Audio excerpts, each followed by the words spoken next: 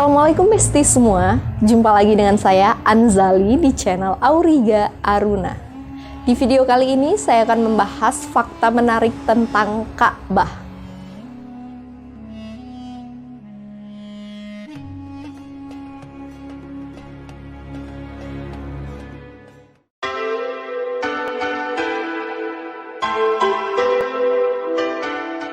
Tahu nggak sih besti, bangunan Ka'bah saat ini salah. Kata Ustadz Salim Afilah, bangunan Ka'bah saat ini salah, tidak sesuai dengan cita-cita Rasulullah Shallallahu Alaihi Wasallam. Loh, kok bisa gitu ya? Pasti muncul pertanyaan gitu dong di kepala. Mau tahu kelanjutannya? Simak video ini ya.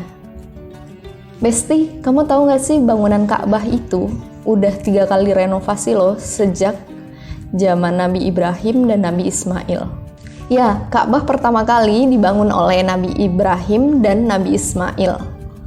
Nabi Ibrahim membangun Ka'bah atas perintah Allah Subhanahu wa Ta'ala.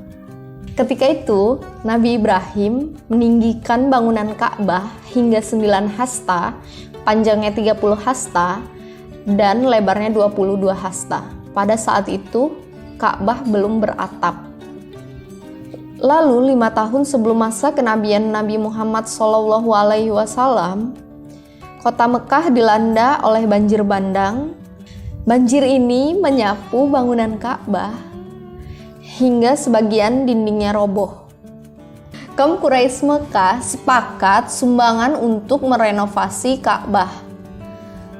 Uang sumbangan itu tidak boleh berasal dari uang riba, uang hasil pelacuran, uang hasil harta rampasan. Intinya nggak boleh dari uang yang tidak baik. Hanya uang halal saja yang diterima untuk membangun Ka'bah. Ternyata uang halal tersebut kurang pada saat masa pembangunan Ka'bah tersebut. Sehingga renovasi bangunan Ka'bah tidak dapat kembali seperti semula, sebagaimana yang dibangun oleh Nabi Ibrahim dan Nabi Ismail tersebut. Nabi Muhammad SAW ikut serta membangun Ka'bah.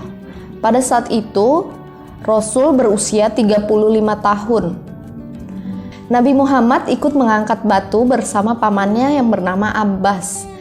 Abbas menyarankan Nabi Muhammad untuk mengangkat jubahnya sampai di atas lutut untuk mempermudah gerakannya. Begitu Nabi Muhammad mengangkat jubahnya sampai di atas lutut, beliau terjatuh ke tanah. Sejak itulah aurat Nabi Muhammad SAW tidak pernah terlihat lagi.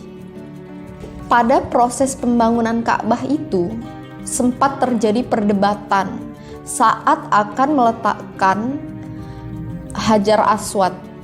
Sejumlah kabilah suku Quraisy merasa paling berhak meletakkan batu Hajar Aswad ke tempat semula. Terjadi perdebatan antar kabilah selama 4-5 hari yang tak kunjung selesai. Perselisihan ini makin meruncing dan hampir saja terjadi pertumpahan darah. Di tengah perselisihan, majulah Abu Umayyah bin Al-Mughirah Al-Makhzumi. Ia menawarkan solusi, yaitu menyerahkan peletakan Hajar Aswad kepada orang yang pertama kali masuk lewat pintu masjid. Orang itu adalah Al-Amin Muhammad. Orang Quraisy setuju menyerahkan urusan ini ke Nabi Muhammad. Mereka tahu reputasi Nabi Muhammad SAW selama ini sebagai pribadi yang terpuji. Kemudian digelarlah selendang tersebut. Nabi Muhammad lalu mengambil batu Hajar Aswad dan menaruhnya di atas selendang tersebut.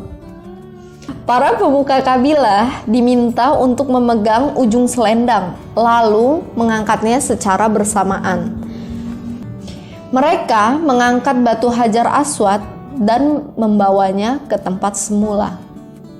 Solusi dari Rasulullah ini sangat jitu dan dapat diterima oleh semua kelompok pihak yang bertikai. Kaum Quraisy membangun Ka'bah dengan ketinggian 15 hasta. sedangkan panjangnya kurang dari 6 hasta. Ini membuat Hijr Ismail tidak masuk dalam bangunan Ka'bah. Bangunan ini tentu berbeda dengan bangunan yang dibangun Nabi Ibrahim dan Nabi Ismail, di mana Hijr Ismail masuk dalam bangunan Ka'bah. Kaum Quraisy juga memasang atap di bangunan Ka'bah yang disangga 6 sendi. Bangunan Ka'bah versi Quraisy ini sangat berbeda dengan bangunan asli yang dibangun Nabi Ibrahim dan Nabi Ismail. Ini yang membuat Nabi Muhammad SAW tidak suka dengan bangunan Ka'bah versi kaum Quraisy. Namun ketika Nabi Muhammad diangkat menjadi nabi dan menguasai Mekah, ia tidak membongkarnya. Mengapa? Nabi Muhammad SAW mengungkapkan alasannya saat curhat ke istrinya Siti Aisyah. Wahai Aisyah, kalaulah bukan karena kaummu yang baru saja meninggalkan kesyirikan, niscaya aku perintahkan untuk membongkar dan meratakan Ka'bah, serta membangunnya kembali di atas asasan yang dibina Nabi Ibrahim alaihissalam. Kemudian pintunya aku buat sejajar dengan tanah. Setelah dulu kaummu yang meninggikannya dan membatasi siapa yang boleh masuk ke dalamnya. Dan aku akan membuat 2 pintu bagian, pintu sebelah timur dan pintu sebelah barat. Lalu akan aku tambahkan untuk Ka'bah Hijr Ismail sebanyak 6 hasta, karena sesungguhnya mereka menguranginya pada saat membangunnya. Itulah sabda Nabi Muhammad SAW mengenai Ka'bah. Itulah isi sabda Nabi Muhammad SAW tentang Ka'bah. Wasiat Rasulullah SAW ini disampaikan istrinya Siti Aisyah ke para sahabatnya dan para murid Nabi Muhammad SAW. Wasiat Rasulullah SAW ini baru terlaksana di zaman Khalifah Abdullah bin Zubair. Saat itu terjadi penyerbuan ke Mekah yang dilakukan oleh pasukan Yazid bin Muawiyah. Penyerbuan ini mengakibatkan sebagian dinding Ka'bah roboh dan terbakar. Khalifah Abdullah bin Zubair memutuskan meratakan Ka'bah dan membangunnya ulang sebagaimana yang diwasiatkan Rasulullah SAW. Abdullah bin Zubair menambahkan 6 hasta bangunan Ka'bah, membuat pintu masuk dan keluar persis seperti yang diwasiatkan Rasulullah SAW. Kekuasaan Abdullah bin Zubair kembali mendapatkan rongrongan dari Abdul Malik bin Marwan. Gubernur Irak Al-Hajjaj di bawah komando Abdullah bin Marwan menyerang Mekah. Pasukan Hajjah melempar batu-batu besar sehingga merobohkan Ka'bah. Pada pertempuran itu, Abdullah bin Zubair gugur. Tampuk kepemimpinan dipegang Abdul Malik bin Marwan. Di masa Abdul Malik bin Marwan ini, Ka'bah dibangun kembali. Abdul Malik tak ingin membangun Ka'bah, mengikuti Abdullah bin Zubair. Ia membangun Ka'bah yang bangunannya serupa seperti yang dibangun kaum Quraisy. Tibalah masa Daulah Abbasiyah memimpin. Kali ini Khalifah Harun al-Rasyid. Harun al-Rasyid sadar Ka'bah yang ada saat itu bangunannya tidak sesuai dengan wasiat Rasulullah SAW.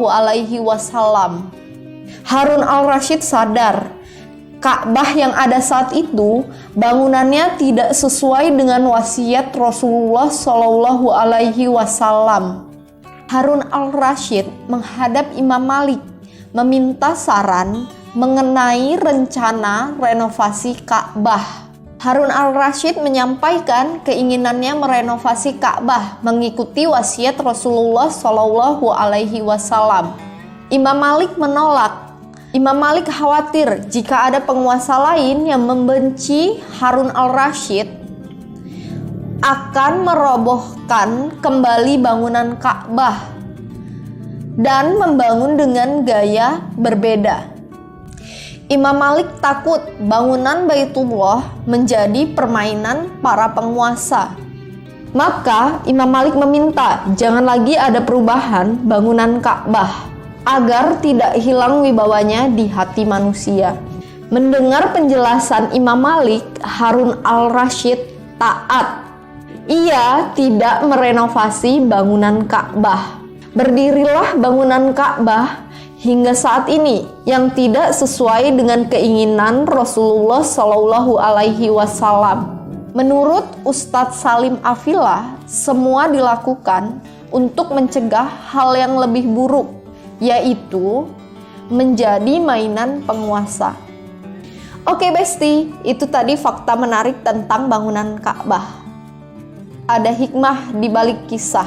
Sekian dari saya. Wassalamualaikum warahmatullahi wabarakatuh.